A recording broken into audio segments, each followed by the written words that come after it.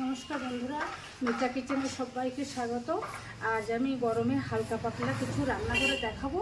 তা চিকেন নিয়েছি, পাতলা ঝোল করে দেখাবো। আর এই উচ্ছে আলু কাঁচকলা দিয়ে পাতলা ঝোল করব। আর ভাতটা আমার হয়ে গেছে, আমি এবার উপর করে দিচ্ছি। ভাতটা আমার হয়ে গেছে, এবার আমি ভাতটা উপর করে দিচ্ছি। এটা একটা নতুন জিনিস, সবার ঘরে অবশ্য নেই। নিচে আমি একটা ভাতের মাড় পড়ার জন্য একটা গামলা পেতে দিয়েছি। এবার এইভাবে হাঁড়িটা উপর করে দিয়ে দেবো। এটা ভাতের মাড় হাতে পড়ার কোনো ভয় থাকে না, কোথাও কোনো তাপ লাগে না। এইভাবেই আমার ভালো হয় এই জিনিসটা।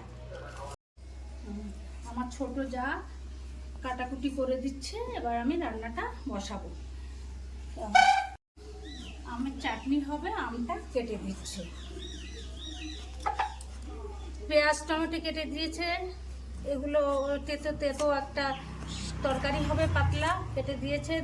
এই চিকেনের জন্যে আলু কেটে দিয়েছে, চিকেনগুলো আদা রসুনগুলো পেস্ট করে নেব। আর চিকেনটা এবার মাখিয়ে নিচ্ছি।